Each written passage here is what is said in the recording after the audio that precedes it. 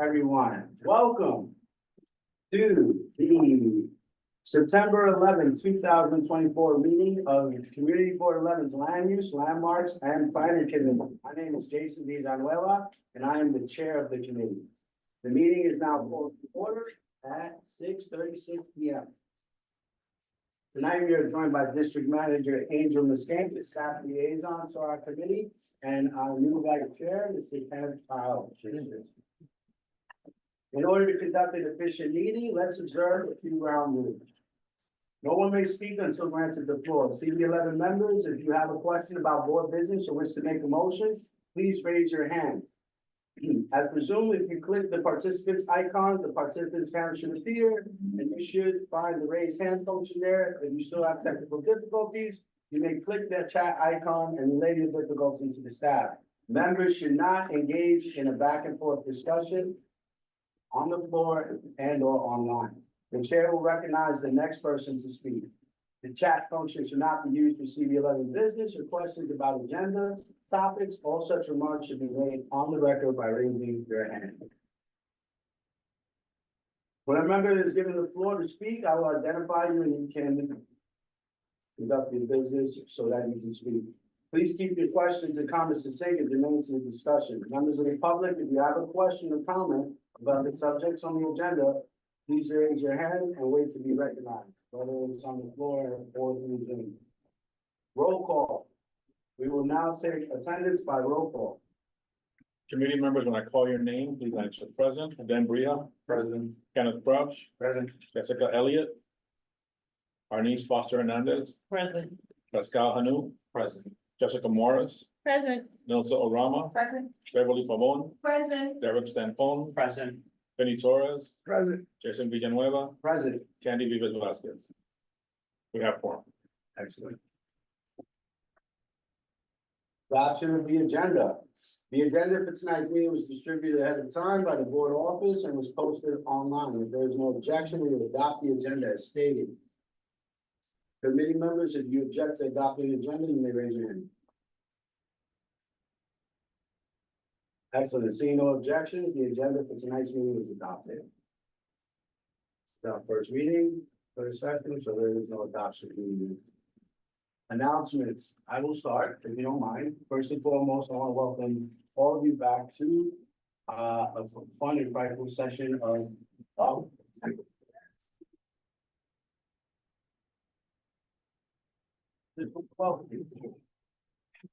welcome back to those who have been on the committee, and most importantly, welcome to the new members of the committee. We're excited that you decided and selected to be on the land use committee. I have no bias. It is the best, I'm sorry, it is the most technically efficient committee on the board. And I really look forward to your service. And if there's anything that myself, Kenneth, Angel, or any of the other senior members can do, please never hesitate to ask. My phone is always on, except for certain times when my wife turns it off. So, outside of that, do you have anything that you like to share? No, it's same thing. I mean, my phone's not always on, but fuck Jason and myself and happy to welcome aboard. Angel? Yeah, don't call me. Okay. You want me to do the announcements? No, you have any. No. Just don't call me. I think you meant me not to call. You specifically.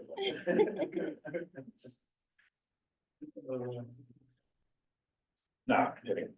This is a great committee. A lot of good work that, is done here. The committee's conversations are informed by all the other committees.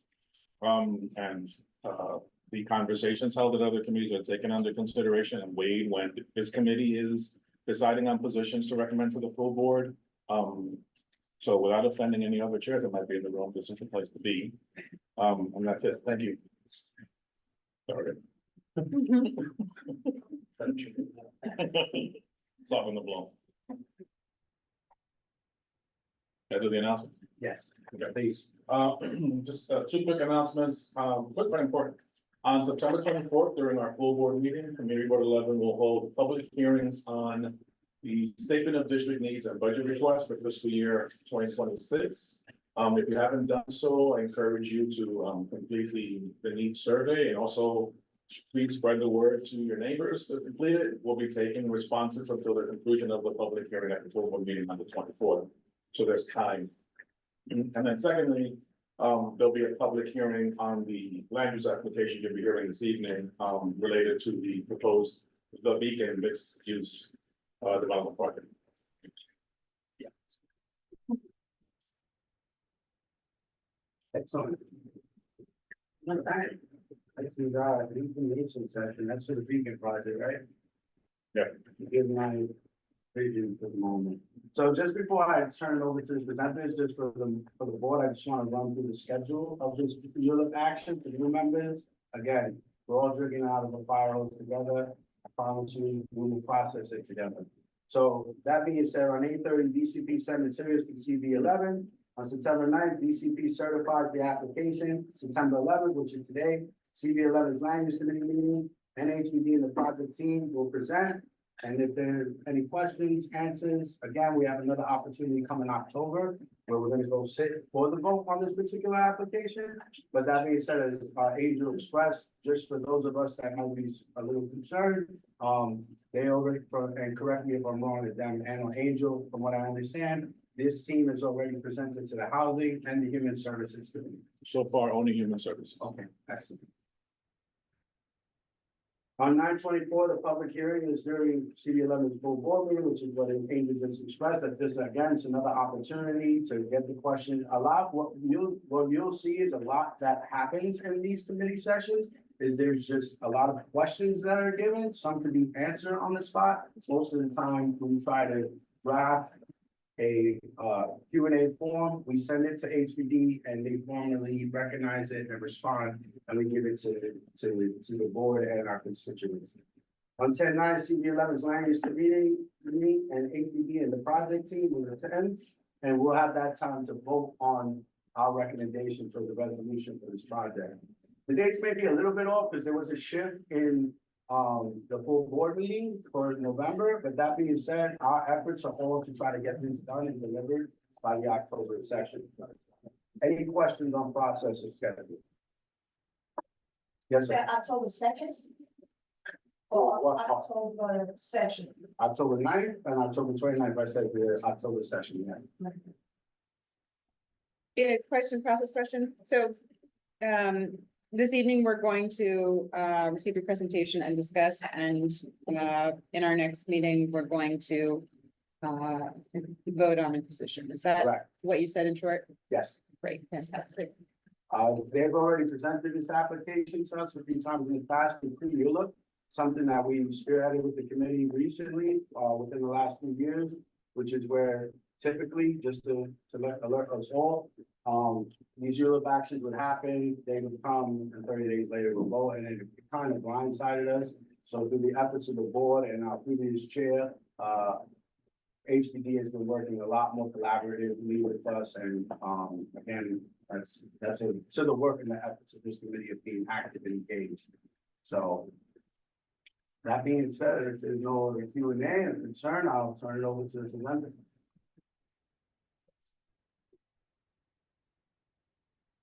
All right, can you all hear me well? Yes. Great, good evening. Before we begin, could I ask that you promote Melissa Otten to panelist, please? Sure. And then while you're doing that, I'll test my screen.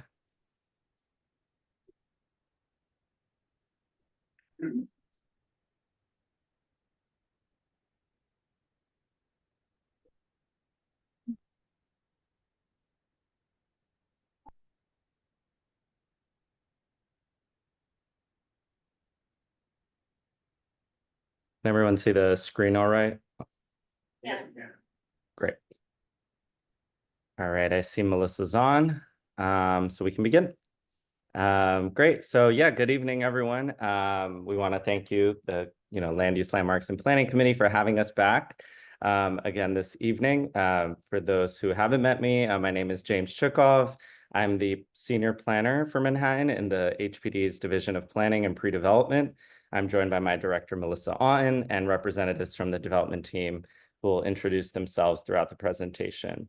So we're really eager to be here this time for ULURP, presenting the Beacon project at the site of the HRA Multi-Service Center that will fulfill the East Harlem RFP Site A.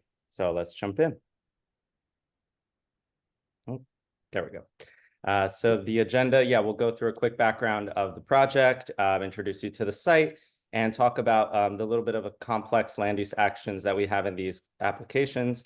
And then the development team will provide an overview of the project, go over the proposed affordability and the programming on the site.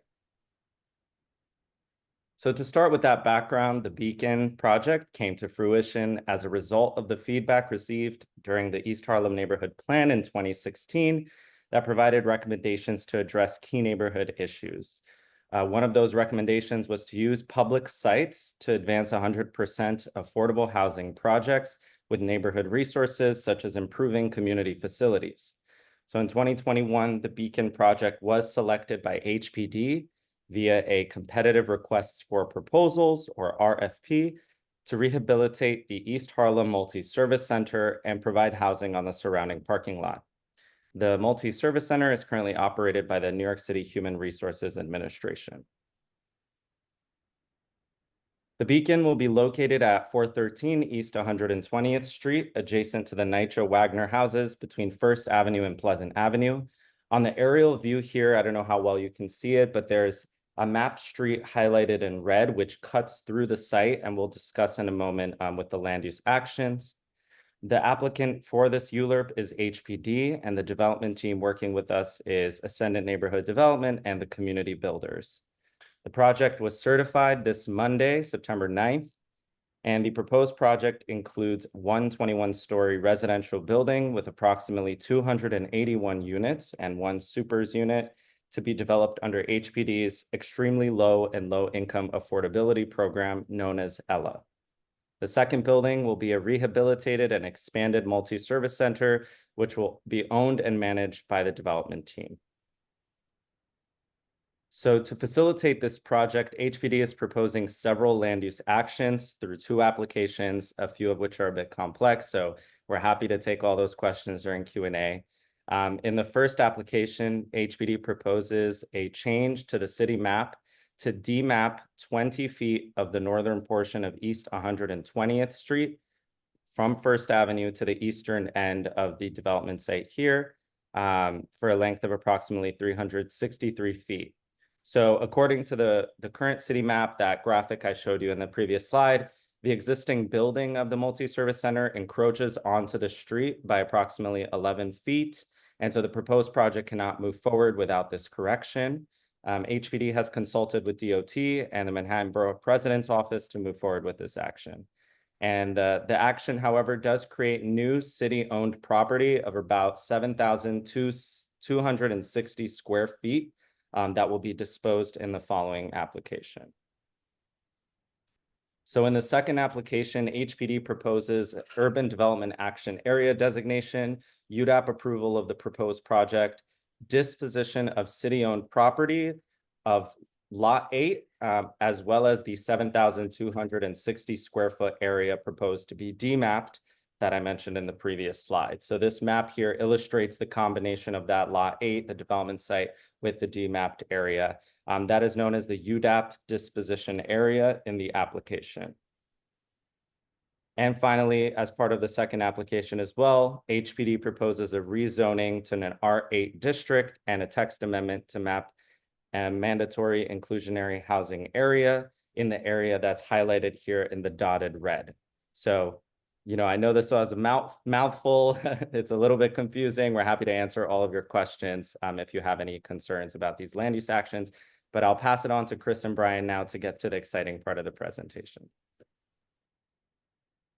Thanks, James. Excuse me. Can we move to the next slide? Good evening, everyone. My name is Chris Cirillo. I'm the Executive Director at Ascendant Neighborhood Development Corporation. We're a nonprofit organization based in East Harlem, 4 blocks away from this site. And we are part of the joint venture team designated by HPD, along with the community builders, another nonprofit organization, to develop the Beacon project. And I'm joined this evening by Brian Backscheider from TCB. He'll be speaking a little bit later about the community facility component of the project. In addition to the two development partners, our team includes Paul Castrucci Architects, the lead designer for the project, Terrain Landscape Architecture, who's working with us to design the site plan and landscaping for the project, and Latier Construction, an East Harlem-based general contractor who will be doing the construction work. Next slide, please. So as James mentioned, there's two components to the proposed Beacon project. Our 21-story residential building that will include 281 apartments, including one additional apartment for the superintendent. That building will have its main entrance on 120th Street and wrap around behind the multi-service center building. It will incorporate amenities for residents, both indoors and outdoors on the northern portion of the site. In front of the residential building will be the rehabilitated multi-service center community facility building. Our project proposes to do a gut rehabilitation of the existing building, as well as add a new 6th floor to the facility to increase the amount of community facility space that will be available. And as Brian will detail later, all of the existing tenants in the building will be relocated during the construction period and coming back to the project post-rehab. Next slide, please. So the slide that you're seeing now includes the most current updated proposed unit mix and affordability mix for the project.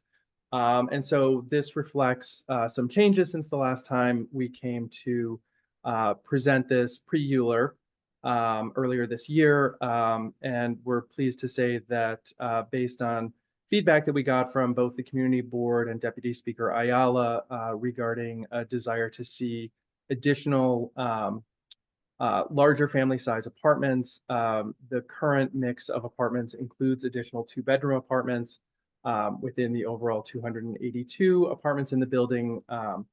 You see on the screen the breakdown of studios, 1-bedrooms, 2-bedrooms, and 3-bedrooms. So we're now at a total of 37% of the units are 2- and 3-bedroom apartments. We also have apartments at multiple income levels. There's a 15% set aside of apartments for formerly homeless households, as well as apartments set aside at 30% AMI, 50%, 70%, and 80%. Also of note, the number of family size apartments in those lower income AMI bands has increased since the last time we presented the project to the community board as well. Also based on the feedback of a need for more larger apartments and more larger apartments at lower income bands. Next slide, please. And so this slide just sort of summarizes, based on HPD's guidelines, the maximum income limit range and maximum rents for apartments in those 5 different income tiers. And again, the percentage breakdown of units in the project that fall into each of those tiers. And those ranges are based on varying household sizes. So depending on the size of the unit, different household sizes will fit within different sizes of units and will have different maximum incomes and rents. But these are the basic ranges that the project will be serving under the ELA program. Next slide, please. And now I'll turn it over to Brian to walk you through the community facility plans. Great. Thank you, Chris. And thanks again to the committee for your time and attention tonight. As Chris mentioned, I'm Brian Backscheider. I'm a senior development project manager with the Community Builders.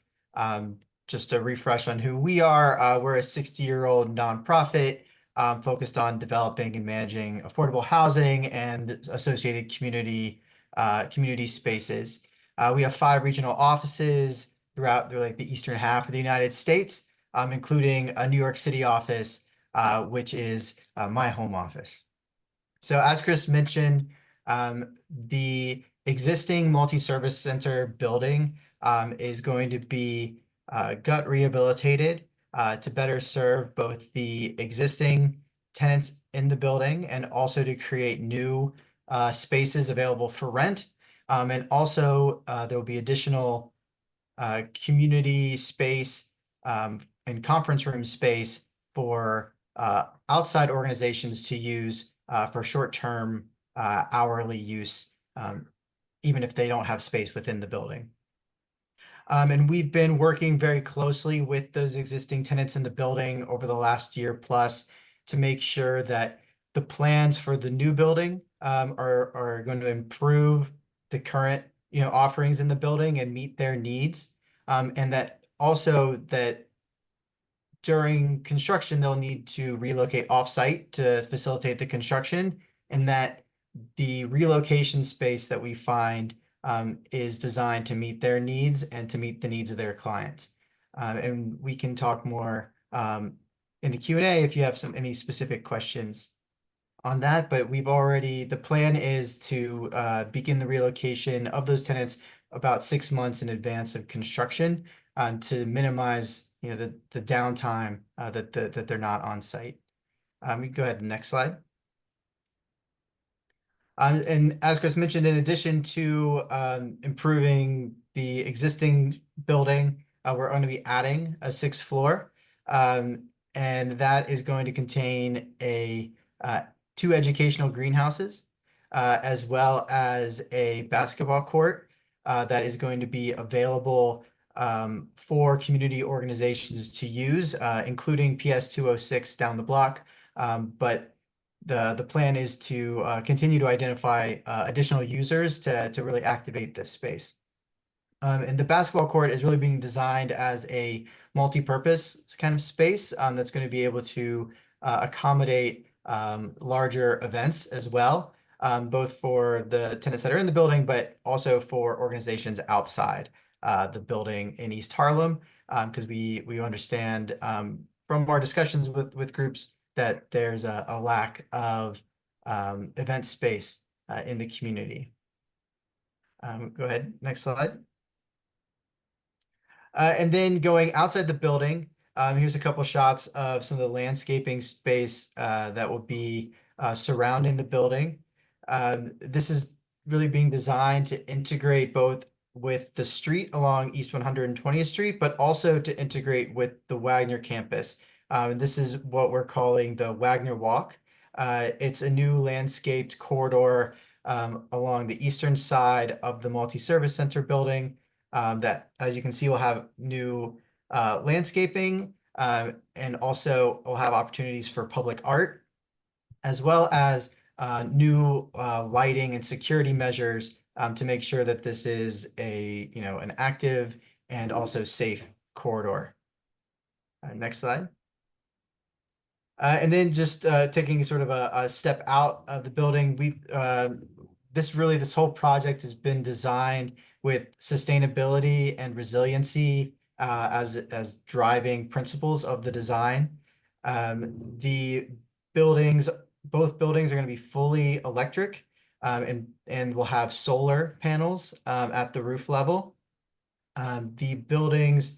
The new residential building is going to be built to Passive House standards, which will both reduce the energy demands on the building, but also will greatly improve tenant comfort inside the building. Both ground floors, for both the multi-service center building and the residential building, the ground floors will be built above the flood elevation to prevent any sort of flooding for future flood events. And both buildings will also contain emergency generators. So if there was an emergency and there was a disruption to power, that there would still be service to these buildings. Go next slide. And then to sort of wrap up this part of the presentation, just to comment on our commitment for both MWBE hiring and also local hiring. The Community Builders as an organization is very committed to MWBE. We make it a habit to exceed local requirements. We have our own standards that are above and beyond what most cities we work in require.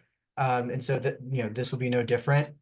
And the general contractor that's engaged in this project, Latier, as Chris mentioned, is East Harlem-based contractor, so that we can really ensure that we maximize the amount of local hiring opportunities.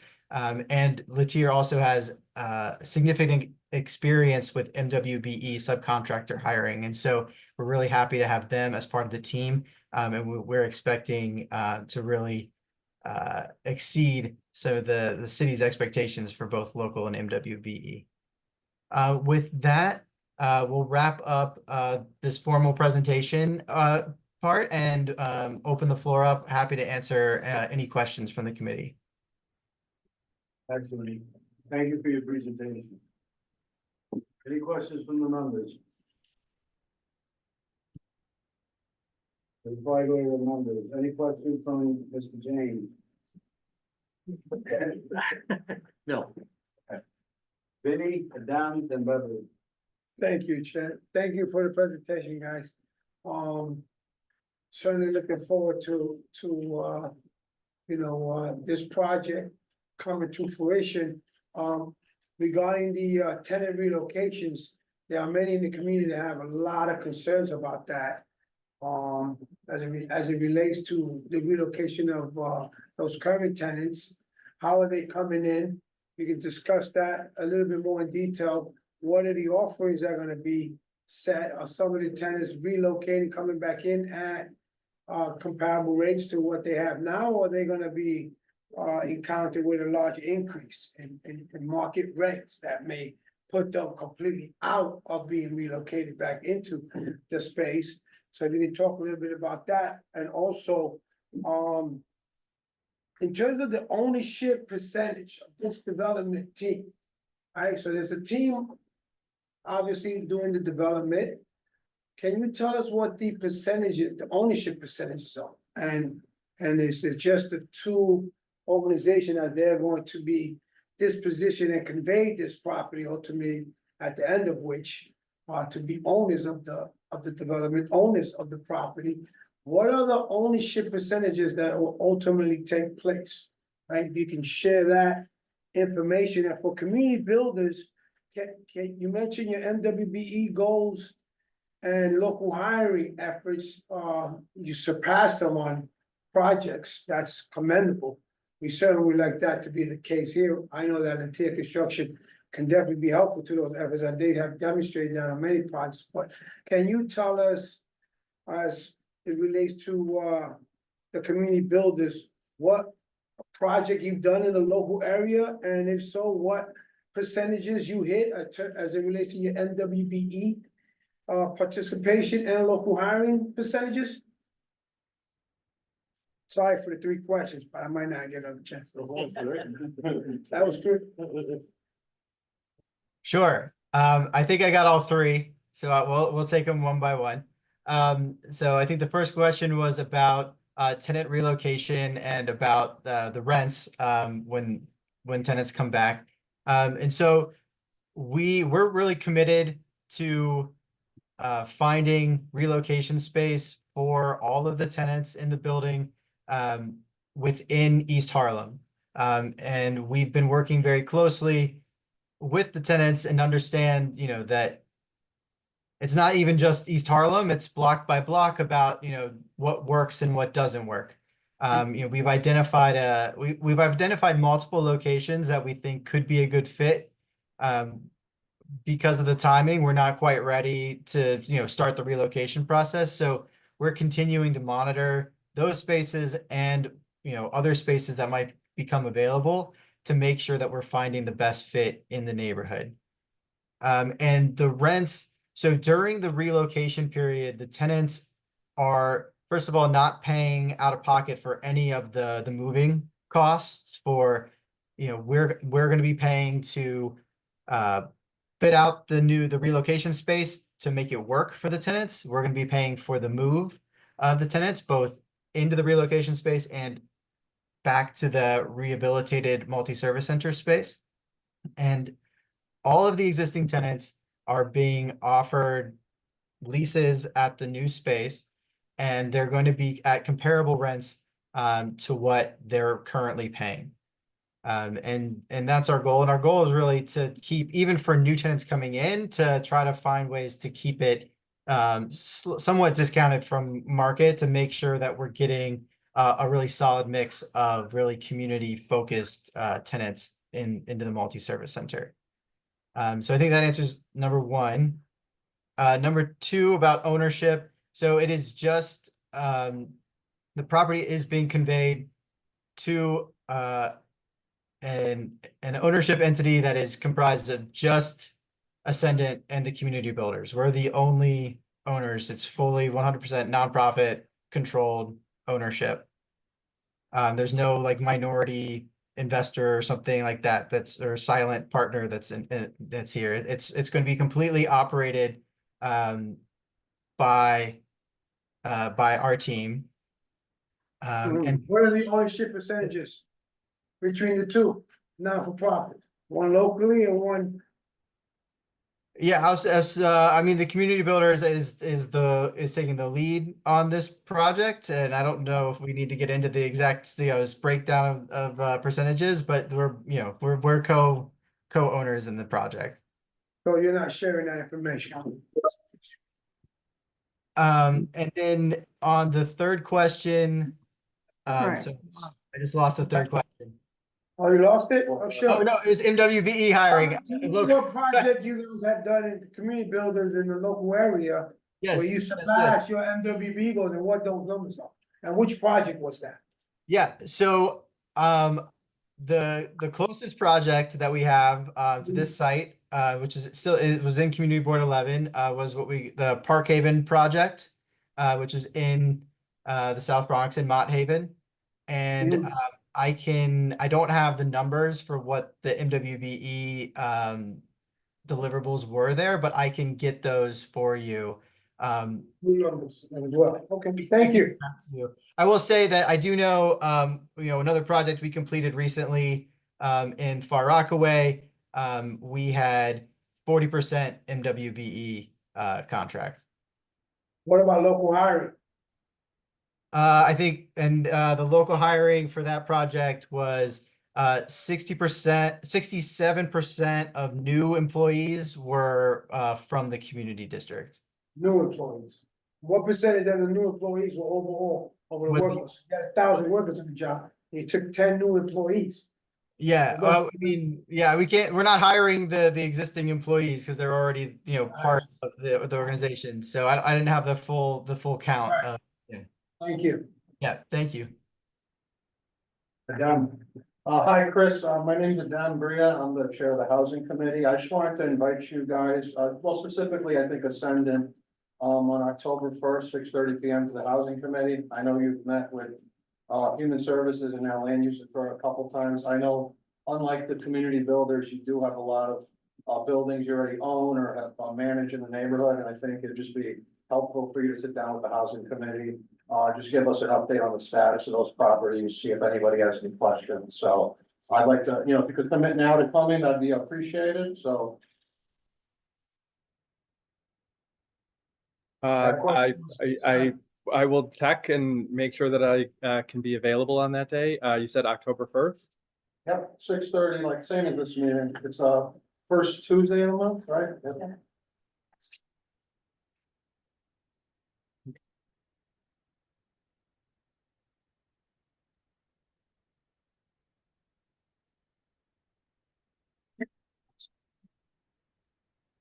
Just a clarification there. Would you like us to be there to present specifically this ULURP This is package, or more generally like Ascend?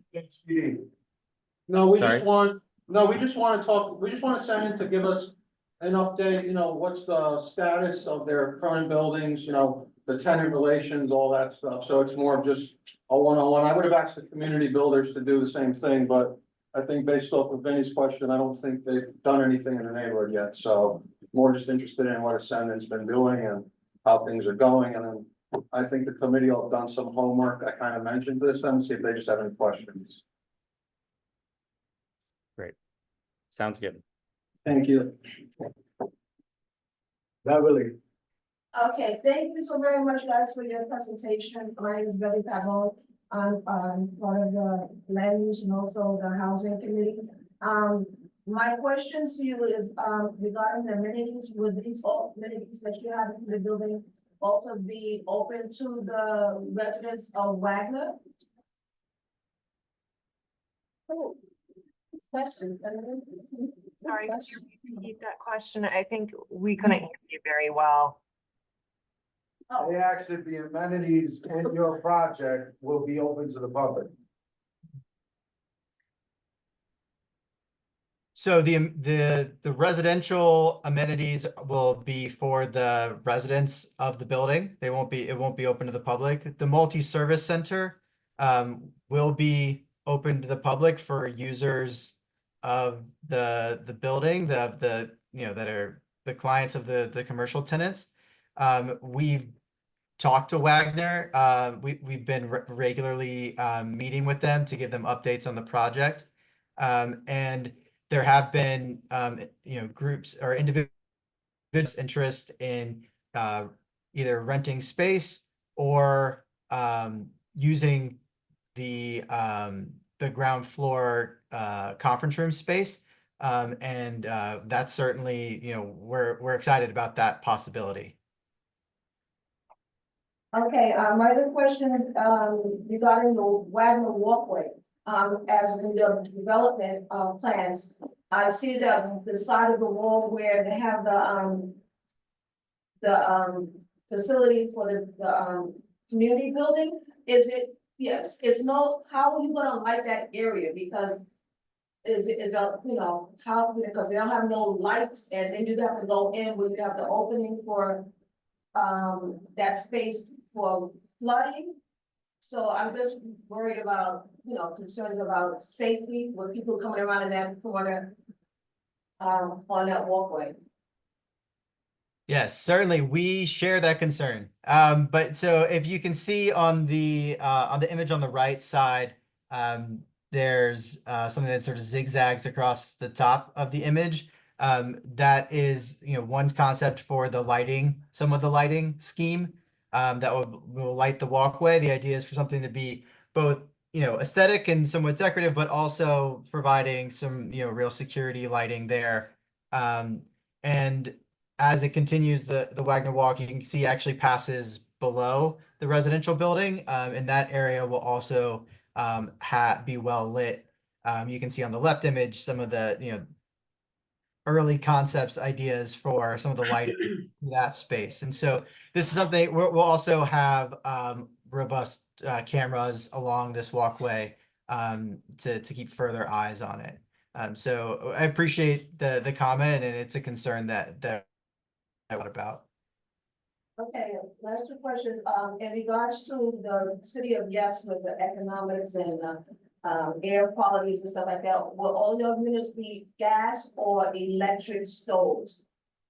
Do you have that information now, you know, for the future? Yeah, this building will be fully electric, and so it'll be electric cooking in all of the apartments. Okay, and my last question is regarding community preference. There's been a change in the community preference.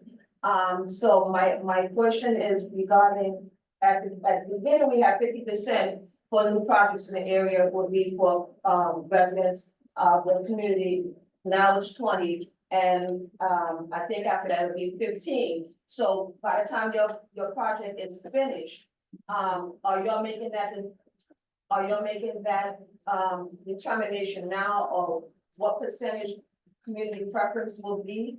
Or is it at the end of you completing the project, which will be at a lower percentage at that time, and will it be for the life of the building? Yeah, so community preference, the new rules, they, depending on when the building markets out. So that's the kind of the milestone for what community preference rule will be in place. So as of April 22nd, 2024, if something is marketed out after then there's a 20% community preference. And then 5 years down the road, April 30th, 2029, we'll have anything that's marketed out at that point, we'll have a 15% community preference. As far as how permanent like that is, I actually don't know that answer, and I'll get back to you with that. It's an interesting question that we've never been asked before, surprisingly. Thank you. Jessica Moore. Thank you. So a couple questions. I guess the place to start, just a simple kind of, is there a timeline for construction start, or are we still in what ifs? Well, So oh, sorry. I'll get started and maybe James can jump in too. But so this is the start of the public, review portion of this, and so that's our first step. And so once this process, completes in about 8 or 9 months from now, then we'll be able to turn towards the construction closing, which would be dependent on, things like financing and how we slot in with other projects at HPD. And so, sorry, it's kind of a little bit of a non-answer, but the great thing is that, the certification milestone is really the start of, getting to the construction, at the end of this part of the process. Okay, so you've got maybe 18 months, 2 years. I'm hoping Yeah, that, Okay. but, Not that but we can't say now, but we're hoping. So- But you have to project it to the bank, so Yeah. what did you tell the bank that you projected that you would build the building? It's just that we're not holding you to it. What is your estimated timeline to start construction if everything goes by the book? Maybe a better question for the Senate. I'll jump in and say, we would hope to be in construction, closing and starting construction by the end of 2025. That is our hope. Thank you, If Chris. ULURP goes smoothly and financing is available from HPD, with approvals in place, we would love to be in construction by the end of next year. Sorry, Jessica. That's okay. That just sort of, it's just, you know what? I'm glad to hear that, because I think there's an important connection between, in two ways, there's an important connection between what's new. And when I say new, I mean new old and old, right? So there's new old, and there's old. The rehabilitation is the new old, but that relationship between the what will be new and Wagner houses neighbors. A lot of work has been done at Wagner with the mayor's action plan and engaging that community in the public space outside. I think the other relationship between new and old happens with existing tenants of the multi-service center and what will be opportunities for new tenants of the multi-service center, and making sure that that place still feels in all the good ways like it does now. There's a great feeling there. That's a safe place in a lot of ways, that I would love to see continue. So what I'm asking, I guess the question would be, and maybe Nilsen knows the answer already perhaps, but is there a plan for any sort of governance model to include existing tenants in lease up of any vacant space in the new community facility? Just both in the transitional part of getting back to the new home, and also then ongoing as kind of having a voice in kind of how the ecosystem of the multi-service center continues to evolve. So that's one question. And then I would also, specifically from an architecture perspective, say the connection of the new and old, specifically how it relates to drainage. Big puddles, people can't walk around them. So I would just ask the civil engineering component of the team to pay special attention to those construction details when it comes time to connect old pathways with new pathways. Because you can't hop over giant puddles and you can't flip over pallets to make pathways where drainage wasn't considered appropriately. So I would encourage in that lag time between now and the end of 2025, when your shovels are ready to go and the local hiring has been wonderfully successful, and all of those points of feedback that you've received so far that you're so good at incorporating along the way have been further acted upon, that between now and then to really lean into all the work that Wagner's done to be the best neighbors possible. And if there's anything the community board can do to sort of support that, please let us know. I'm not sure whose court that falls into, whether it's HPD or Chris, yours, or, you know, your partner. And then I think the governance question about programming is pretty far out, but I just wanted to plant the seed kind of now to figure out what the best model is to make sure that the evolution of what happens at the multi-service center is still in the spirit of and in service to those who are served by the center in the long term. I'll start, but anybody else from the team can certainly jump in. I think that's a good seed to plant about the governance structure. I don't know if there is such a structure in place now, but I think it's a good idea for us to think about how the tenants have a role in oversight of the building, and you know, and figuring out what tenants will be taking the space, because the tenants that currently occupy the multi-service center don't take up all of the space. There's vacant space now in the multi-service center. And based on the space needs that we've discussed with those tenants post rehab, we anticipate that there will be vacant space when the building is complete a few years from now. So definitely, I think that's something good for us to take back and think about and discuss with the tenants what that role might be. Good point about the question of how the site meets the existing site in both the physicality of that and also just the connections more broadly. You know, that's been a really important component of this project, and one of the key drivers for this team since we started on our RFP response way back in 2019. You know, it was really important to us that the building not feel like it had a backside facing the Wagner campus. You know, that there was a street facade on 120th Street, but that the building as it faces north, south, east, you know, is welcoming and feels like part of the neighborhood and not apart from the neighborhood. And so it's been really important for us from a design perspective to think about that.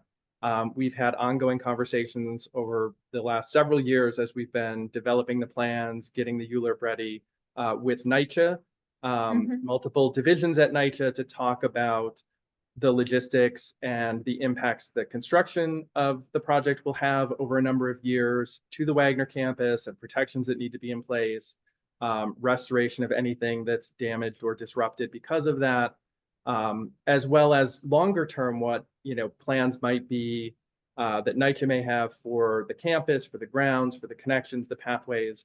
You know, I think one of the compelling things of the proposal that we submitted to HPD was the fact that our team, our design team, and our development team thought about those connections. It's evident in the proposal for the Wagner Walk, creating a more you know, pedestrian-friendly entryway from 120th Street, close to the multi-service center, directly into the Wagner campus, to a major kind of central point where there is a gathering space that's already very well used and well loved, and that has been maintained and improved by the Wagner community.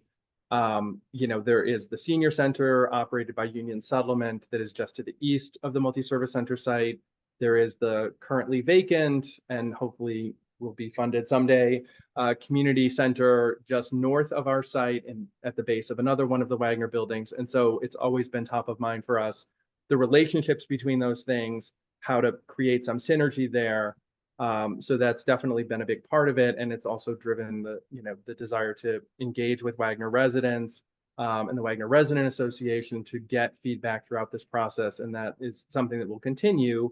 Both of our organizations are long-term owners of properties. We don't develop properties and, not continue to own them for the long term. So it's really important for us to develop those long-term relationships because we expect to be neighbors to the Wagner residents for a very long time. And we want folks from the Wagner campus and the broader community to feel welcome at the multi-service center and, when they experience the site. So I'm sorry, that was a long answer, but it is a really important component of the project on multiple levels for us. So, we welcome any feedback and suggestions, and that will be an ongoing conversation that will certainly pick up as we get closer to construction starting. Right, and thank you, Chris. I'll just say, I know NYCHA is evolving in what their standards are, what their ability to, rules wise to modify and change and open the edge and try things. So keep engaging in that conversation because 2 years is a long time. And a lot can change in that. And then I'll also just say that the space rentals and conference room, making sure that there's not a cost barrier to community members or community groups that, especially at the start, that know about it and kind of want to engage and sort of break down those barriers, between what seems like a wall, if it's inviting and that's why, if there's a price point associated, consider that as a potential barrier if you can. Thank you, Jessica. Nelson Rami? Hi, Chris. This is Nilsa. Good to see you. I just wanted to touch on a couple of things that you mentioned and Vinny asked about and just to almost give some little background of the current running of the multi-service center so that based on something Jessica said, that would also potentially help. The multi-service center idea was done by the city of New York many, many decades ago to give needed services to the community. And as such, the communities were done through renewal plans and services that were really sorely needed were put together so that these buildings could become a one-stop holistic center, right? So what Jessica was speaking about, if you want to do that, one of the things that we have always done when we took our tenancy is look at what programs were currently offered and what programs were currently needed.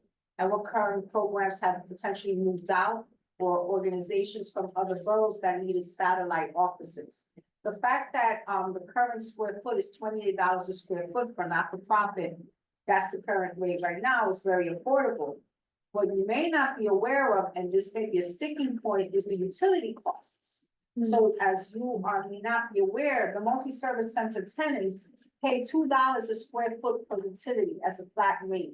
And during the sub 3 months of the year, they add an extra $1 for air conditioning costs. So in totality, 12 months of the year, they pay $2 and 3 months, $2 by the square foot. And then one additional $1 for AC. And the reason I'm saying that is because as you're looking for places, and I know that Ascendant, you're doing the moves, and it's my expectation, unless something has changed, that the thought was that the tenants would be paying, but they were paying at the multi-service center through the leases at the new location. And then when they relocate, based on the financing would be what they would be charged. However, I think it's important to, when you're having these discussions, to remember now the utility charge, that they won't charge like Con Edison rates or other rates from the city that may significantly impact their budgets. So I don't know with my saying that, is there a thought based on the packaging and the financing put of a range, like right now, that you can sort of give a sense of what may be a top number? I'm not worried about the low number because I don't think it will ever go below 28,000 square foot. And I don't even think that's realistic for you when people move in.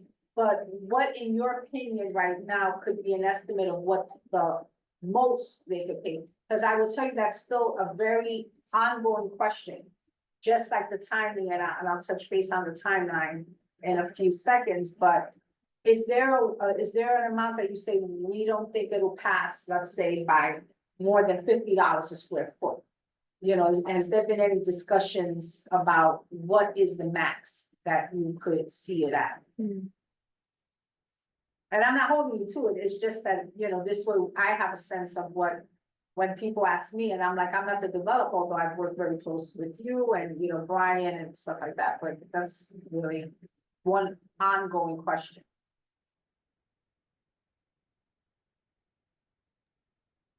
Chris, you want me, I'll jump in and try to answer. I mean, yeah, we don't, I know I'm trying to hedge on throwing out numbers just because, you know, we're still working to get to a financial closing and all of these things come into play. I think, you know, you threw out $50 a square foot. We're trying to keep things significantly lower than that. But you know, and what we're seeing in the market, since we're out in the market right now looking for spaces to rent, that $50 a square foot is probably about where the market is right now for office space. And we think that we'll be able to keep the all in, you know, you talked about, you know, the sort of two pieces of it. Like we're saying like the all in where we expect that we'll be able to keep it, you know, at a significant discount to that. And then just two more questions, if I may, Chair. The first one is that I just want to reiterate, and I'm really pleased from the very beginning, our community builders and Ascendant has worked with Wagner, and the Wagner resident groups and all post-Wagner the MAP program. It is vitally important as a multi-service center, that relationship continue, and I know that you all want to do that. We never charged Wagner for coming in and using our space. And we offered space free for them to do. They had a 6-week program for youth. Now, the only people that actually paid for use of the auditorium, which will be demolished, we won't have that, but was $110 an hour for auditorium use.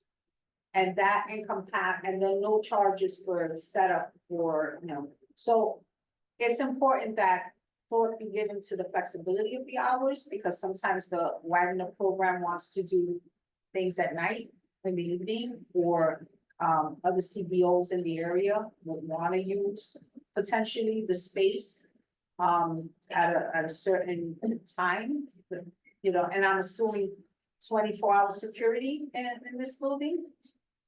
Just because I know we talk about the housing and we talk about everything else, which is a very nice plan, but 24 hours?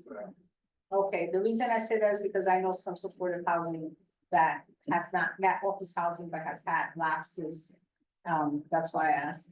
So as the chair says, there will be 24 hours. There's supportive housing there, for security for supportive housing. Is this considered supportive housing, or is this considered affordable housing? No, so the 15% formerly homeless set aside is not supportive housing. That's gonna be built to our space program. Are you familiar with that? Yes. Okay, I can also run through it if anybody is interested. I'd be curious to hear a little bit about the R space, if you could just share briefly that program. Well, before you go, Yep. thank you, Jessica, for that, but before you go to that, can you answer Nelson's question about the security, since it's not considered what we anticipated? Again, that's a Chris question. I Chris, think Brian was going to answer that. you can go. You can take it, Chris. It's okay. No, actually, I think you know the answer to it. I actually don't know Okay, the that's answer fine. to it. I'm sorry. That's fine. I can jump in. So I guess we should make sure it's clear that the multi-service center building and the residential building are going to be two completely separate buildings. They're going to have two separate front doors. There's not going to be ways to move in between them except going outside and back into the other front door. And so the plan right now with the multi-service center operations, NILSA is kind of similar to the way it operates currently, where it will have set hours during like sort of business hours that are sort of the standard operating hours, with the option for extended hours given, specific needs, from the tenants, that will sort of work one-on-one with them. And so the security in the multi-service center building is expected, during operating hours, there'll be some security at that building. For the residential building, yeah, as Melissa, sort of clarified, we're not going to have supportive housing here. We will have security. It will likely not be 24 hours. But we are trying to maximize the amount of time right now. We're sort of still budgeting that. But we'll we'll be adjusting those hours so that it's not just business hours that we're expecting to have security, that it's something sort of beyond that into the evening hours. Thank you. Thank you. Morris, Jessica Morris? Could you reiterate what you Jackson? I was asking for a little bit more information about the program that the housing for formerly homeless residents would fall under. Yeah, absolutely. I can speak on that a bit. So in this proposal, there's 15% of units set aside for formerly homeless tenants. Just to clarify, also, there's a local law as of 2020, local law 19, that requires this minimum 15% across projects receiving city financial assistance, or projects like this one on public sites. So the developer, Ascendant, and community builders, they're using our space, which will include light touch services. These social services, the idea is to assist formerly homeless households to make a transition to permanent housing, and maintain tenancy in these units. So some of those services can include, eviction protection, voucher assistance, benefits enrollments, et cetera. And so HPD sort of has these qualified lists of organizations, and the development team, would the property manager at that point would work with HPD to make sure folks are referred out to these services. Does that clarify that sort of? So it's more of a light touch. Make sure you have access to what you need to get into that permanent stability. Right, and it's supposed to be helping with the transition into the permanent housing. The folks that or the tenants that would be coming into these units are folks that are housing ready, and they are just simply in shelter because New York City is insanely expensive. So that's kind of the difference with the program here. Thank you. Thank you for the information. Before I go back to you, Beverly, is there any new questions from board members? Is there any new questions, not from members that already spoke, but over this way?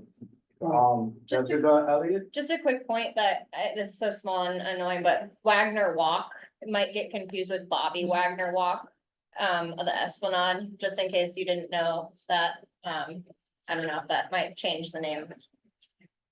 So. Thank you for that. Online, do we have any board members with their hands up, whether they're on the committee or not? I can't see. Xavier has his hand up. Xavier, do you have a question?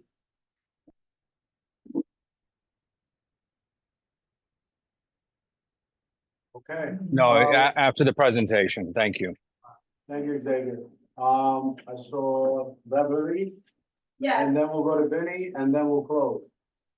Yes, my question is regarding, I don't know which one of you guys can answer this. Is there any regulatory agreement, on this project? And if it is there a time down where everything that you're proposing to do has a time limit?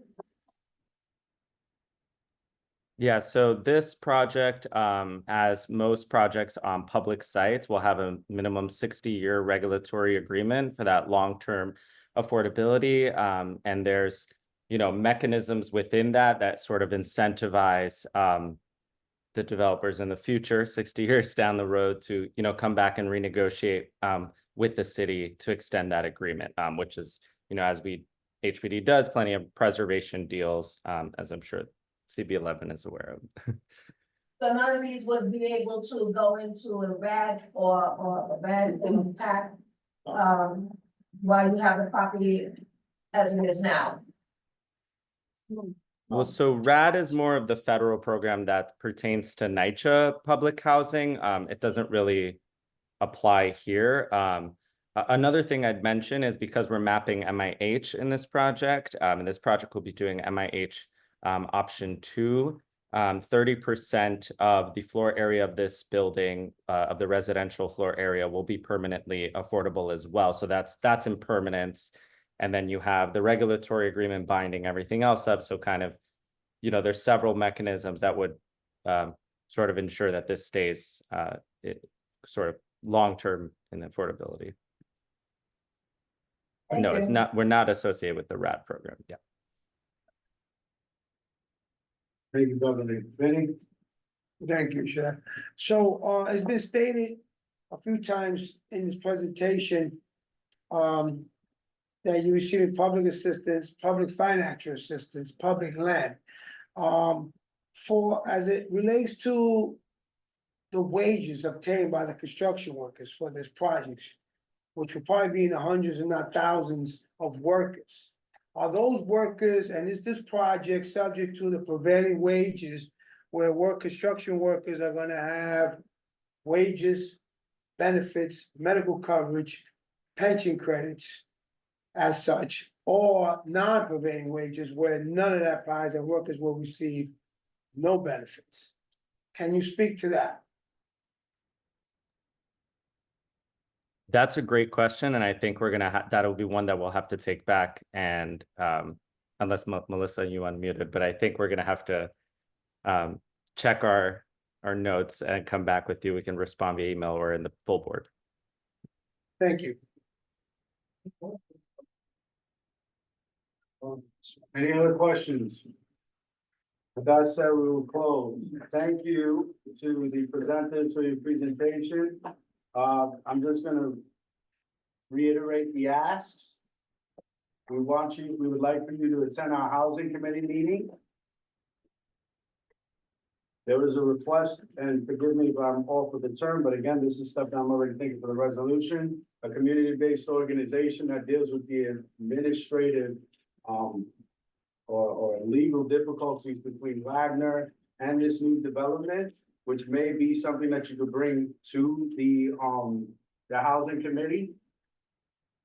The third piece is the apartments. I saw you gave us the new numbers, if it's possible before full board, so that I can present to full board the numbers that were originally, of course I could do it, but I'm asking if you could do it. Show me the numbers from before to now, so that way we can present that to the, during the public session to the full board. And based off the efforts of this community, along with our city council, I will be able to advocate for more family units. And then the fourth question, which I know has been a challenging question, but it is our right, since we are members of the public that are giving away our land, is to understand the ownership that's coming in. I understand proprietorship, I get legalese. It's a simple question. Who's the majority owner? And if there is no majority owner, is it a joint venture? Because when it's time to hold them accountable, HPD, we want to ensure that there's no legal loophole that they're able to go around you and sell this property that is being given to them. Obviously, they're financing it, we get it, but they're not paying market rate for that land. We want to be able to hold them accountable, which probably won't even be necessarily my lifetime, right? Maybe 50 to 100 years from now. But like you said, you give out 60-year contracts. Most of us, if not, well, especially me, I'll be dead by then. So I just want to ensure that we pass, I know that was a joke, but seriously, I just want to pass that information on to the future so that they're able to understand that that wasn't an as of right development. Thank you. We'll definitely, I've taken notes. We'll keep those in mind. I just wanted to mention on your point about the comparison table to what we showed in March. It's actually in the appendix of this presentation I sent over. I'm gonna send it over actually one more time. There's a minor error I need to correct, so you'll see that after this meeting. But in the appendix, you'll see the comparison table from March. Excellent. Thank you for your service. Thank you to the board members for your service. We'll move on. All right, thank you. We'll see you in a couple weeks. Jason, Yes, sir. just want to tell everyone that the copy of that presentation you just saw is already on our website. Yes, sir. Thank you. So we're on the head table too. That's what I'm talking about. I don't know why, I always separate the CB11 website from the table, but then when you go to the website, it just It is. links you to the table. I'm such a millennial. If I say Airtable, what's Airtable? The website. Yes, we did, before we move on, Xavier Santiago, for those that don't know, he's the chair of our board.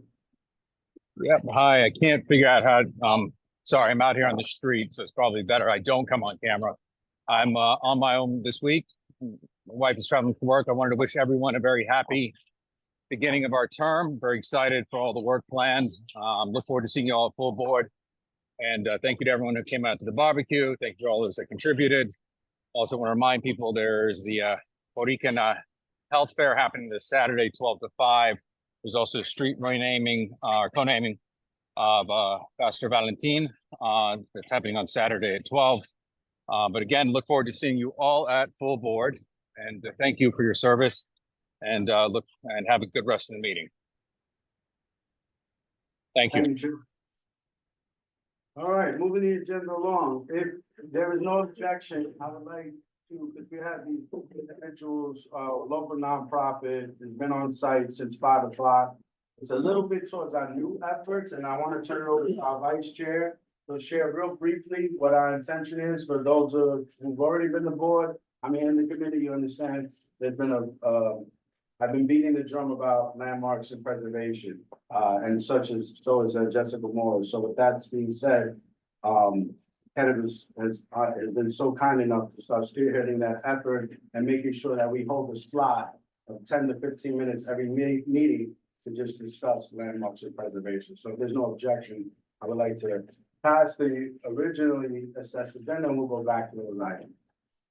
Thank you so much, Vice I'm Chair. sorry. No. I was asking if there was no objection, just out of respect, right? No objection? No objection. Thank you. Oh, okay, let's go right ahead. So, yeah, I think this is part of our larger effort this year to actually spend time with the landmarks and planning portion of our committee's work. We want to make sure that we're really thinking about the fabric of our neighborhood, thinking about what are the historical artifacts that we want to preserve and keep our neighborhood. And so to that end, I spoke with one of our other board members, Michelle Wilson-Clement, and I believe this would only be new business, like Jason said, but we have folks from Maggie's Magic Garden. And so correct me if I'm wrong, we're kind of playing telephones. I don't know the full story, but from what I've heard, there's a community garden on 100th and Lexington. It's been there for about 30 years, 31 years now. And we'd like to know, how can we support you on the board? I understand you may want landmark status or some sort of pursuit, so please tell us more about that and what we can do to help us. Okay, I would like to speak to that. My name is William Bettencourt. I'm a community leader. I'm the Tenant Association President of Gaylord White Houses. I've been a community leader for the last 20 years. And we associated with the garden because it's within walking distance from where we are. And since 2014, we've been getting reports that the air quality in East Harlem has been poor. And it has been significantly poor. And so we're here to tell you that we think that the garden is essential to keeping the air clean. And the residents are very excited about the idea that we can get together. In fact, we have a petition. We have something close to 700 signatures asking the community board to guide us through making Maggie's Magic Garden a landmark, a historical landmark. In the how many years? 31 years. In the 31 years that the garden has been in progress, this lady has gotten together with many community leaders like myself And some very famous people have also entered the picture, giving us a kind of history, giving the garden a kind of a historical sense. And we have many videos, newscast videos, where there were visits by the newspapers. We have, she has been cited for what year was it when they were doing the trees, planting the tree? Yeah, it's neo-caracterization ahí. What is the organization called me, I work many ways. Yeah, about this one, Leila, it's making me putting green in the spirit in my honor. So I would just like to read a little, rationale that we put together. And so my home is East Harlem. It's not just a neighborhood. It's also a vibrant community that breathes life into New York City. Central to our vitality is Maggie's Magic Garden, nestled in the heart of East Harlem for the past 35 years. I've lived, tended, and volunteered in this verdant sanctuary, witnessing firsthand the role of the garden in purifying the air that I and hundreds of East Harlem residents breathe. The Haven acts as the lungs of our community, a precious resource that's been growing stronger over the decades. So we would like to get some guidance on declaring Maggie's Magic Garden as a historical landmark. Thank you so much for your presentation and talking with us today.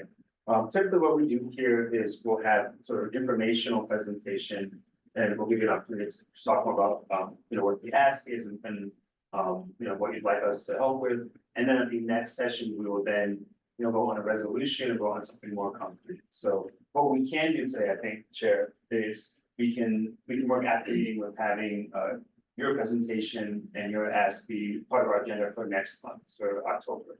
And then moving forward, we can work on ways to figure out what landmark will look like and what that process would then like to take additional. No, that's perfect. And if Mayor, I'll refer, have you visited the Parks Committee? Say that again? Have you had an opportunity to visit the Parks Committee yet? The Parks Committee? Yeah. We've been consulting with them because currently there's an issue with the garden. Okay. There are sites coming up around the garden, and some of the garden may be under attack. We think that there is a lot of greenery that could be sacrificed because of the construction sites that are, around the garden. And that would be a problem. But yes, definitely New York City Parks is informed of that aspect of what's going on, but not necessarily the historical declaration of the garden. Understood. Elliot and Morris. I was just gonna note that you may not have been to the Parks Committee within Community Board 11, but we did visit them for the community garden tours this summer. So Yes, I we said remember. hello and Yes. we heard all about your issues and the great things that are happening in your garden. And I'm no longer the chair of Parks, but I'm sure they welcome you to come give informational updates anytime at their meetings. Thank you. And that's just to hit in multiple efforts, right? One agency, you're talking to us for Landmarks Parks Commission, Landmarks Preservation Commission. Parks also could get some sense of park designation. I'm not the guru, but we could continue to have the conversation. Okay, that sounds good. Jessica Morris. I'm not the guru, but I know the guru. Meg is in the right place here at our committee, making this ask. Maggie's also given me peppers when I was hungry, and wasn't sure where food was going to come from. It's an incredible place, and they are right that the air quality is affected by your garden. And it's not just your garden, it is Maggie's garden, collectively. And that Children's Aid, the development next door, in the end, they will be a good neighbor. Right now, they are under construction and it is not, moving along. So I pulled up quickly just a minute ago, a scenic landmark is the designation that they would fall under. And the outdoor site to become a scenic landmark must be at least 30 years old, have a special character or special historical or aesthetic interest or value as part of the heritage or cultural characteristic of the place. And be a landscape feature or aggregate of landscape features. Jurisdiction is shared with LPC and PDC, the Public Design Commission and the Landmarks Preservation Commission. And I do believe it was before we recessed for the summer that the Historic Districts Council was here saying, how can we help you? So I would love to see in Maggie and your 700 constituents get connected to the Historic Districts Council to help support all of the, there's time and money and legal process to have that support to be able to move forward in this kind of way, because it is a very, very special place. And I think you're asking exactly the right thing. Thank you so much. Yes. Thank you. Any other questions, comments? So you guys, thank you for your presentation. You'll follow. Thank you for sharing it. We'll put you in touch and we'll follow up. Okay, great. Thank you so much for hearing us out. Thank you. No, thank you for wait, yeah, wait. Is Maggie a green thumb garden? You are a green thumb garden, right? Are you a green thumb garden? Yes, Yes. green thumb, yes. So it can't be built. This Can't be built. No, no, no, Not never, without never, any- no. Later, you coming at the meeting, before I have big meeting, people that construction. Yeah. Had representative of Senador Serrano and my volunteers, I mean, what is doing? To tell me, Maggie, you don't understand, you don't understand. It's coming in, the heart gardens want to close before many years ago, around the 6-7 years, I think many years with, first with the church, later associated with children, associated now is Monsai now. It's coming sharper, 2 trees. Yeah. The arborists, the parks, they say, oh, this tree is sick. Yeah. It's cut it. I know, Nothing sick. I know, that happens. Me, I refuse, I put a petition to everybody, nobody listen. Yeah, I know. This garden here, I need to be a cleaning. The garbage area, construction area, me, I clean, I put in my money to do in this garden. Can I ask you a But question? Has there? nobody putting nothing in this garden, me, I do. Yeah. The problem with parks going into, get rid of trees. I get this part. We've This talked is, what about the DOE? I don't know. I do know that they put Have them you on reached that. out to the DOE? Uh, DOE's best, well, you got their contact information, right? I know, well, Can you leave your contact information? I'll get you into the hands of somebody that will walk on that site. If they see construction, I'm a contractor. If they see a piece of paper from the construction site on someone else's site, it will shut the job down. And I think there was a question about where the construction fence was as it related. to the- So that, and if the fence is in the wrong location, so it could go 2 ways. But, you know, again, we're not trying to be adversarial. We want, I don't know the contractor. But we can get into that. Because there was already a controversy with the Children's Aid project. And there was a lot of arguments with as of right, and if they are not being a good neighbor now, then they're gonna even be a worse landlord to the people that are gonna be in that space. So that's gonna be a concern for us too with housing. Follow up. Maybe has a not comment that housing. you would like to make? Yes, sir. I just wanna say, this Saturday, the 14th, Maggie's Magic Garden is having an anniversary celebration from 10 to 4. and everyone is welcome to come and see for yourself. It's a safe place for seniors. People just stop in and sit and chat and read either. It's always special. It has a very special energy from the moment when you know you. So, but this Saturday is the 31st year of the accident. Congratulations. Thank you. And may I also say, there is another community group working locally on air quality issues. And the EPA and their funding is targeted, so we should connect and make sure that you're a part of that. It's the East Side Environmental Justice Consortium focusing on air quality. So the work you've done is longstanding and really. Thank you so much. Thank you for listening to us. Thank you for coming. God bless everybody. Nice God to see bless you. you. Good night. Thank you. All right, let's push on so we can get out of here before 12 o'clock. It's my birthday in 4 hours. I'm sorry, what you said? You have someone with their hand up. I'm sorry, I'll recognize the person. Elaine Cunningham? We'll be in touch. Thank you. Thank you. Maggie, Elaine, Maggie Cunningham, Elaine Cunningham. all right, Elaine. All right, moving on. That was the hard part.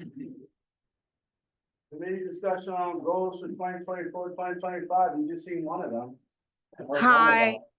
Oh, Hi, that's a mistake. I'm sorry. I do apologize. no problem, Elaine. Thank you. Thank you. Back to our goals.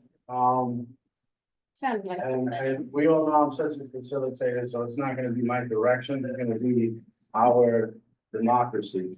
So outside of the goal of landmarks, and preservation, I personally just would love for everyone to get more involved with some of the tasks, like, because example given, you seen that situation, and you saw how Jessica Moore just jumped on, started giving information, Elliot.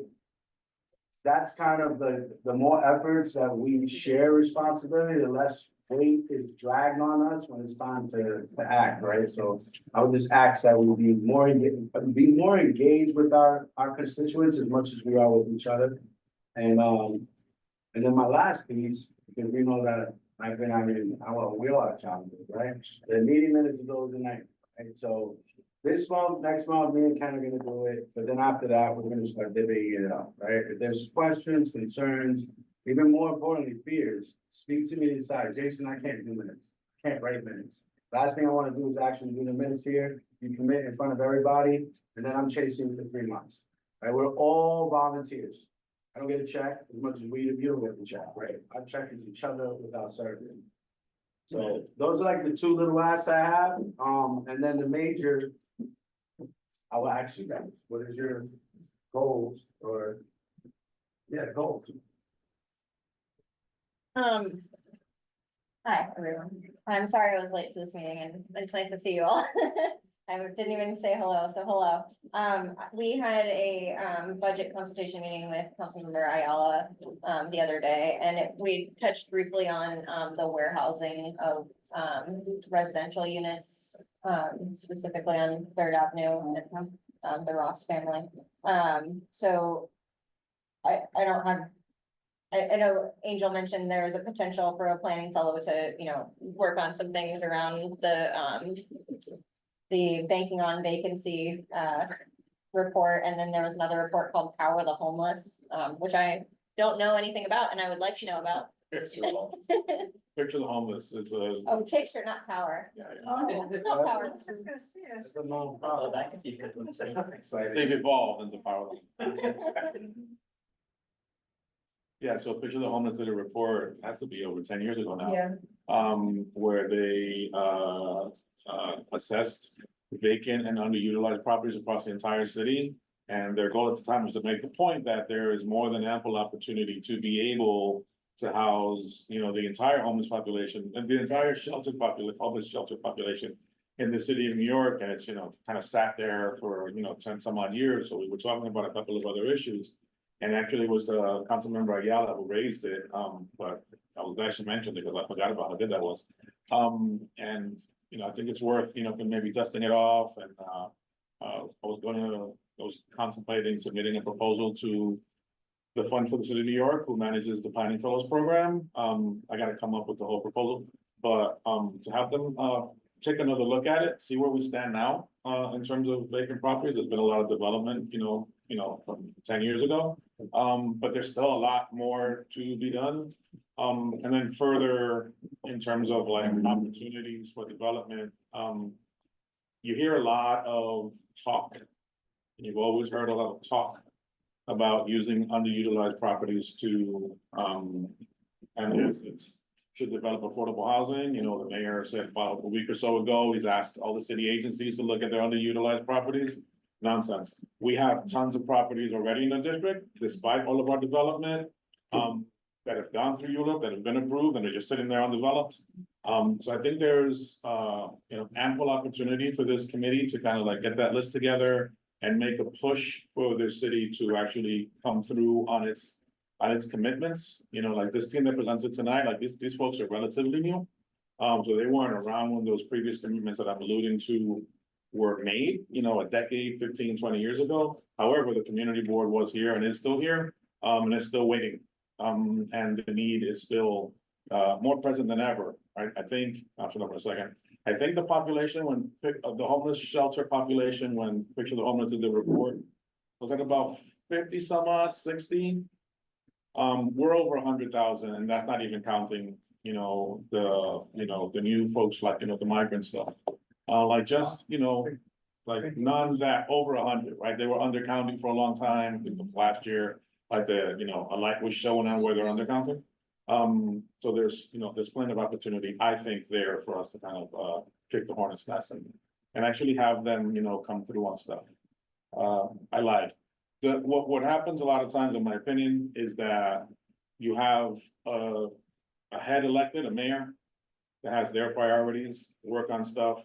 Either they do or don't, and then they finish, somebody else comes, different priorities, another one comes, different priorities. So, for example, the East 125th Street development, which was 2008, that was 3 mayors ago. Yeah. Like, you ask this current mayor anything about that, he wouldn't know, in fairness to him, why would he? However, I think it's our responsibility to raise it to his attention, because if he's expressing an interest in pursuing, housing development to address the need in our city, then, he should be looking at this. Like off the top of my head, I could name 3,000 units that are promised and undelivered. 3,000 units. Easy, 3,000 units. 3,000 3,000 units. with a team Of affordable housing. of units, of houses. Yeah, yeah. Okay. And that's not counting, that's the ones that's owned by the city themselves. And who also have a big, warehousing problem, warehousing that they have. And I know, just recently, last year at least, Borough President, Levine did a survey also. I think it might be still on his line, because he did name some buildings, and he spoke about the same thing that you said regarding, there's a lot of housing that's being warehoused, and these houses can be used right away, and especially for preservation also, not even new builds. Now, I want to echo this idea, right, of the warehousing of units. And I guess I'm thinking about, it's one thing that work the committee does directly around projects, but like the next step off of like advocacy, like how do we go to electeds and like, do laws have to, like, what is the next step to properly the carrot and the stick around these buildings that are being held in disrepair?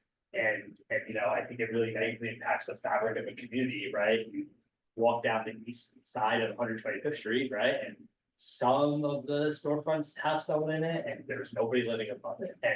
And I think there's a lot of areas in the community that, when you start bringing people and like living in these buildings, it makes a big difference. So I'm curious about that. Like, what's the next step beyond just we can do this here, but again, the advocacy and involving the electeds and by all levels. I know some of that stuff is probably getting the state level. They have a big impact on the housing stuff as well. So that's something I'm thinking about. Yeah, that's a good point. Thanks for that. one of my pet projects, maybe do a vacancy tax, right? Like, there Yeah, are ways exactly, to do right, mixes, so we should definitely, that's a great. And finding out, like, you know, from the agency, agency. It sounds a great idea, but like, what does it actually, how do you actually implement it in a way that, like, gets the result? The result is. That's what we want, because, but again, what does that actually? I just have a comment, it's just more on a broader scale, that there's nothing too big that people can't attempt to try to tackle, but I just have always been perplexed about why politicians from, you know, governor level all the way down is not yielding financially or for the housing crisis for a developer to get tax cuts to in exchange for a portion of their development to be affordable, when I think it should be the opposite, that we shouldn't be giving tax cuts to developers, that the money that we're letting them not pay can be paid to the city and the government to then be used to develop housing. Like, it's, I don't know if it's just me thinking that doesn't make sense, but it just doesn't make sense that we continue to let developers convince us, see, very smart people, that in exchange for evading millions and millions of tax dollars, that they're giving up the very minimal percentages of their developments to so-called resolve ongoing and worsening housing crisis. Like, that just, I don't see how, and it just continues to get worse and worse in favor of developers and not in favor of resolving our housing crisis. The tax dollars that we're letting them get away with could be used, if we make them pay it, then the government will have money to develop their own properties that they have that are deteriorating. May I make a comment? Sometimes, there's been times when brilliant ideas hatch here because someone brings up an issue, and I think that, and I know in Massachusetts, they're implementing a real estate transfer tax, that anytime there's a sale of a property over $2 million, that municipality gets 2% in their kitty to develop affordable housing. This is the real estate capital of the world. How is there not a slice of the pie dedicated to every $10 million penthouse that gets sold to fuel affordable housing? I think it's a great suggestion from a policy perspective. Well, That's sorry, my- my view. Hey, I thought you. We're both architects. Oh, okay, I didn't know. Right, you I'm were like, right, no, shoot. Unfortunately. But I think it's a That's a brilliant, good, but you know, what you're getting at is. it's you know, just on how- the west side where I frequent more frequently. I just see so much Lincoln Terrace. You were doing so well that you had to mention the west side. Right, I know. I mean, I live on the east side, but I just see, so just what you mentioned about 125th Street, if you could go all through the west side, but I mean, 132nd Street to 134th Street and Fifth Avenue has been vacant for 15 years. And then they got rid of the Goodwill, so now that particular service that was serving lower and middle class people now is gone. Right, and then like the system of like, well, if no one lives here for 10 years, it does reach a state in which what it would cost to make it habitable. They can't recoup the rent, but they created the problem by refusing to rent it to people in the first place, right? Like, I live next door to a building that is, you know, there was a fire in it a number of years ago, and there's no interest in doing anything about it, and every year it's not the fall over, they don't care. They don't care because the property value goes up, they pay their taxes, it's an investment. And I think housing for the people, right, having, you know, people need a place to live. And it's not that people can't make money, but let somebody live in that property, right? Let's figure out a way that people have the housing. I just wanted to know, two things, I guess, in my mind, and I do sit on both sides of the table, so it's like, it's funny to see both sides. But it's funny when I think the community boards generally take a anti-development stance, and the developers tend to take a community boards are NIMBYer stance, and the truth is somewhere in the middle. Cause we know we're not NIMBYers, right? But I think there's a big difference in like people, like the group that came today to talk about 100% affordable housing and like the tax credits that goes towards making stuff like that possible versus like, you know, like super luxury apartments and stuff like, there's like completely different worlds. And I just wanted to raise that probably we should educate ourselves as a committee on the 485X, which is the new 421A. And also, we had a affordable housing training with HPD right before the end of our last cycle, which is recorded and all the information is available. And if you did not attend that, I would highly encourage that you go back and watch it. I'll share, I agree with you, Jessica. I'll share that with the committee as a whole, just as a refresher. There was a financing. Which just pretty much showed you how the public sector finances these projects, because there is a line between capitalism and some other isms when we start asking the government to do everything. But that's just something to continue to have these conversations. And I love it. That's why I've been. I will add the points of agreement to this list as always. It's just something, again, it's another one that we need to refresh on ourselves. And again, to Angel's point, hold the city of New York accountable and our elected officials accountable to the commitments that were made. So that way we can honor their text amendment. Now there's this whole City of Yes text amendment. It may trump it, it may help it, it may not, but I do know we need to advocate for it. And it's something that's, since I've been when I first started as a board member, that it's constantly gets pushed and then forward. That was another item that we took, that Jessica was able to have at the IBO to present as to basically how the city was not using the resources that they committed to give to us. And pretty much it was unknown because there was no advocacy, right? So that's just another thing to think about when you're thinking about the statement of district needs and some of these other challenges, because to your point about these electeds, and to your point about politics, that's where the statement of district needs becomes a very, very monumental tool. And when that committee first started, the whole intention was to get to the point where we can get board members on the floor of city council to be advocating. We're ways away from that, but yeah, it's open for us. You can keep going. We're gonna go to about like 2 more minutes and then we'll go to the next agenda item. If I might add, you know, I think hearing from Maggie just now and sort of being able to refer to HDC's visit to the table, engaging nonprofit partners to start to help us realize some of the incredible potential and the ideas that land on the table. Being in the AEC industry, there's a nonprofit, there's many nonprofits that may be interested to sort of study and raise their voice about these vacancy issues. And there has been in the past, I think, sort of targeting the issue in a place like East Harlem and understanding what it does here. Is there support to be able to better understand that? Is it just about commercial vacancy, or is it about the combinatory effects of residential vacancy and commercial vacancy in certain areas? So I just want to echo that because I think there's potential for support. With regard to goals, I brought this up at housing. I think it was misplaced, but Health and Hospitals is a neighbor, and they have, there's points of agreement and all sorts of things in the pipeline. I know Health and Hospitals has a housing program, and they have land, and they don't have a plan necessarily in that corner of things.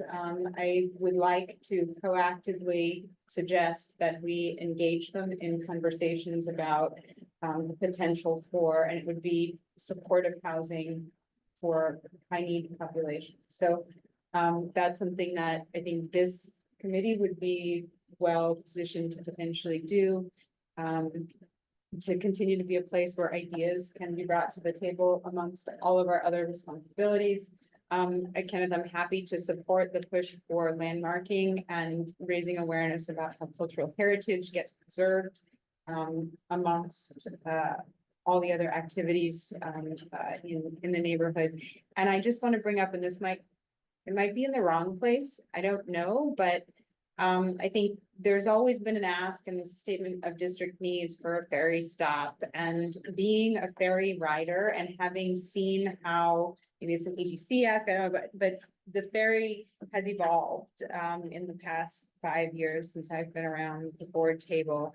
Right now, I know that at East 90th Street, there are 2 ferry lines that land there. One of them continues on to Soundview, the other one comes from Astoria and turns right back around and goes to Astoria. So why can't that second line find its way to serving our neighborhood? If that's something that may be of interest further up the river. And I know there's been asks and there's been questions about that, but I think the redundancy is built into the system now, and it shouldn't just turn around and go back to Astoria. So if that's an ask we can make for district needs, again, in that specific way, I think the system has grown to a point where making the ask may be considered as a potential in a way that it wasn't before, especially when the investment in the parkland on our side of the river is on the rise. Thank you, Jessica. That was an excellent transition from goals to district needs. So, and I'll definitely let public transportation know about that request. I do agree that that's something that's of our interest. I know Parks has been looking at the Esplanade before I was born, and you keep advocating for that. There is something interesting just to throw out there as a point of information over the summer. I found out about this great public parkland that's 100% paid by your tax dollar. I would Google it. It's called the Hudson River Park Trust, which is literally from 59th Street and 12th Avenue all the way to Chambers Street, right?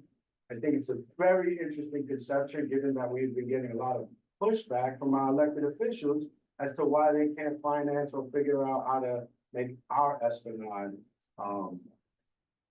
be, upper east river trust, so that way it can be playful and funful as opposed to I have to wait till I get towards 70th Street in Monroe. So that's not necessarily a request, but it's just something to think about when it comes to some of these challenges that we don't think that we can probably happen within already a box.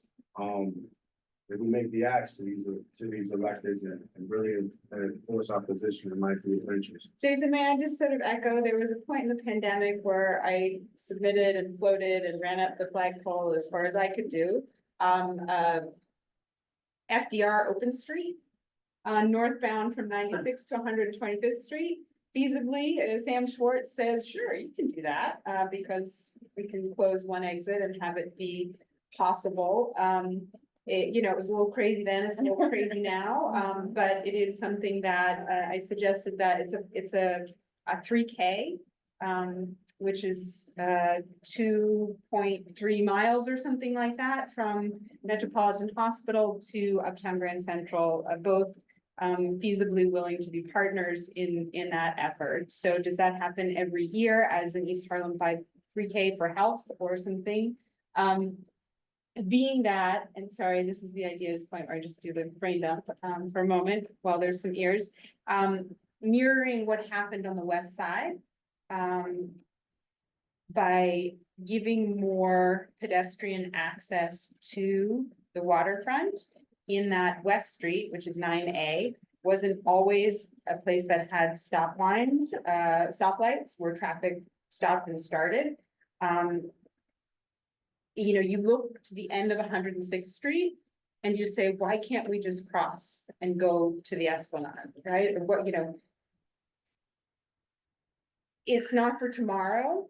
It's not for, 10 years from now, but it is a potential consideration of how to be able to cross FDR more and increase access and the health benefits of being able to access the Esplanade generationally. So the model for advocating with what is now the Hudson River Park Trust that is funded in big ways, the model for advocating started small. So, I think the the seat of power is in the city spending their dollars right now. It's not necessarily driven by a community organization, though those dots, there's attempts to connect the dots between the, the Esplanade Friends and, other community advocacy groups further up in East Harlem. That connection, because it relates to things like air quality, that you can't contain, that go down from the Bronx all the way down the east side. It's important for us to figure out how to advocate for that as well. So sorry for the long tirade, but there's parallels, a lot of them. And so I'm happy to spell them out a little bit more clearly and that's sounding like a nutcase, but it's a big idea to think about. And congestion pricing is a part of that, which relates to our Second Avenue subway and is fundamental to that potential future here. Thank you, Jessica. I guess that's all on the record. So, I heard you, I didn't really hear the axe or the direction, but I definitely heard it. We got work to do, and I agree with you.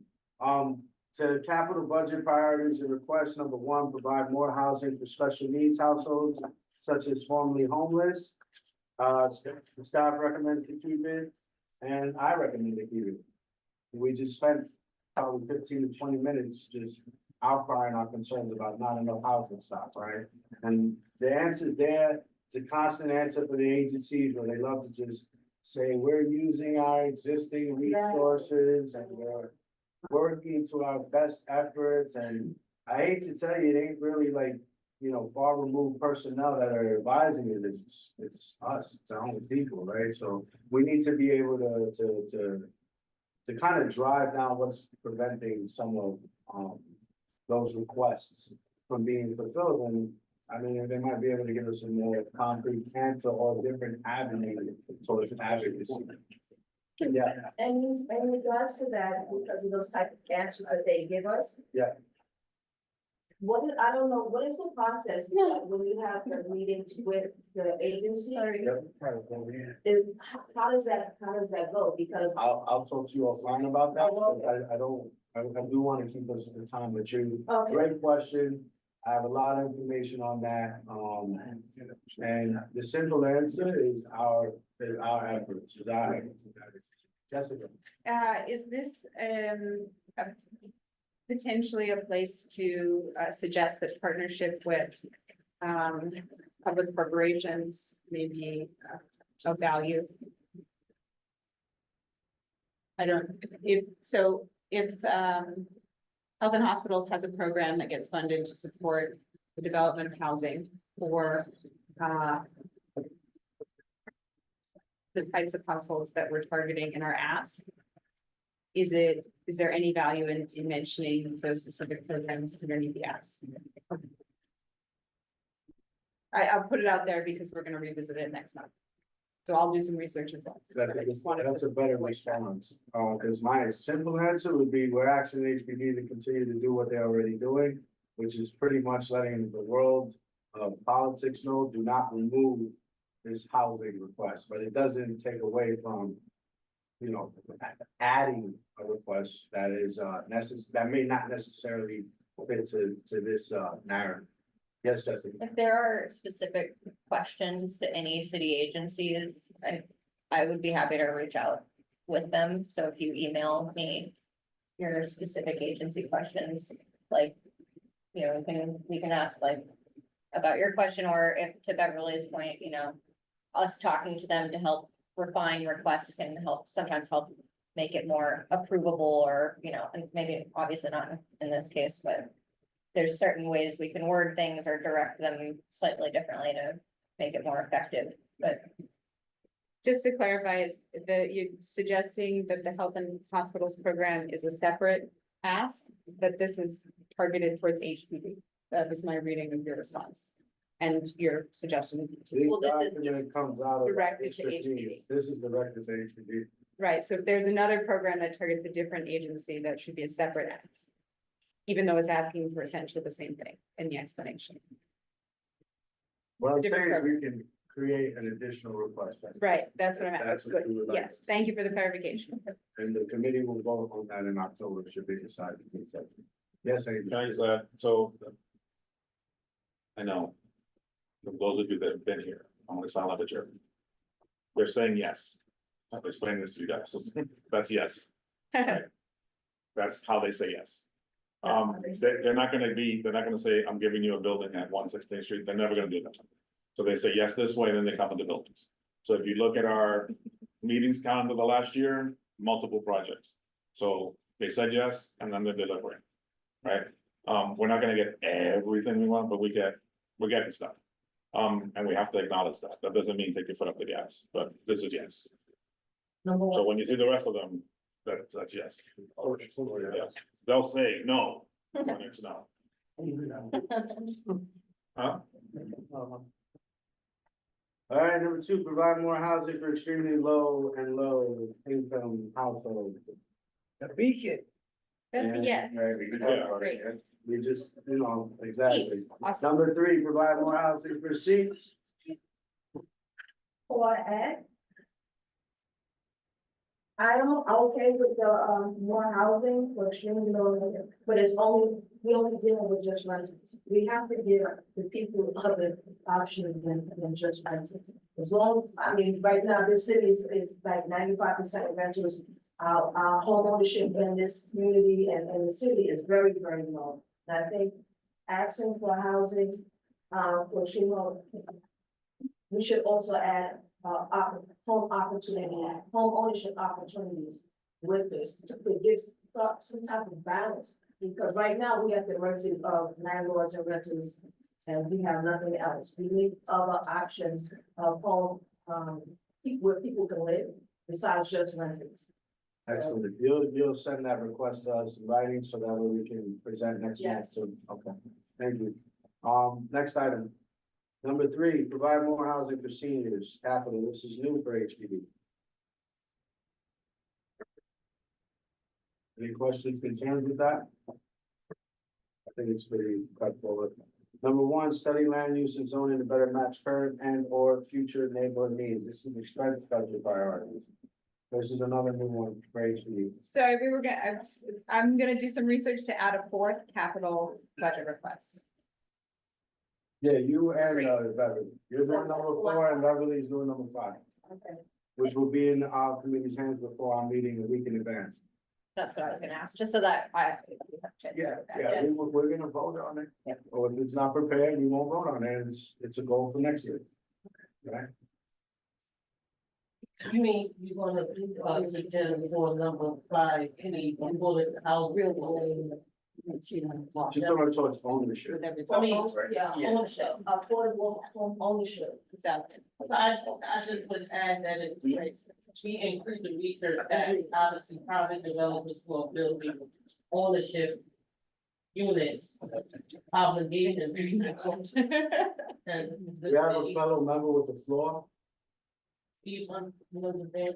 Yeah, well, Like I'm saying, the ownership, the city owns property that they rent. I just wanna know, you're asking that a city elected official make city property available for ownership, is that?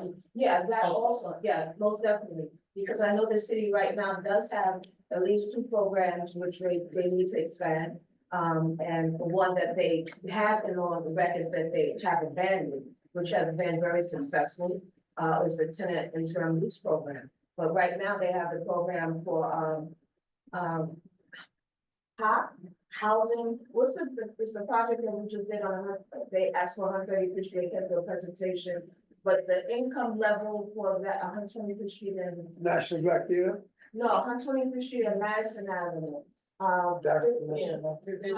It's no, on Madison, because they have a 3-story building, office building there, and they adding more apartments above it, but it's gonna be for home ownership. And the home ownership is for people that's income is like over 90,000 and above, like it's from 80% of the AMI and above. Okay, And we need more And it's a- programs. I just love that. It's a great point. I think it's something that we continue again. You guys have till next month meeting to present your added request. We went over what was given to us. We all had since June to continue to generate these ideas. So I expect it to be in my inbox before the October. Can I ask a Yes, question? next month, then you can speak, Justin. I just wanted to add to what she said, if you go on Housing Connect, there's like listings for rentals and there's listings for the ones that you could like own, you could buy at home. So the city does provide, it's almost like co-ops. So we Right. should expand it because there's only a few listings every time you go. Right. Check. Exactly. And like, why isn't it? Like, why is the city choosing to use Yeah, like feasible. here? The developer, Right. Right. Yeah. So why does the city take it on that's why. and make the money themselves? Because, I mean, that goes back to that ism conversation, Yeah. right? Yeah. Morris, you have something else? I did, Don. Okay. Anybody else? Angel, I saw your hand up. So on the first point, it isn't just rental, clarify, it says cooperative housing, which is not rental. And the second one does not explain rental, so if they're gonna exclude it, it could be either. However, the ask is for extremely low and low income. So just so we're clear, extremely low and low income that's not affordable homeownership at all. Right? No. Those are higher incomes, right? So it would have to be a different activism targeting that thing.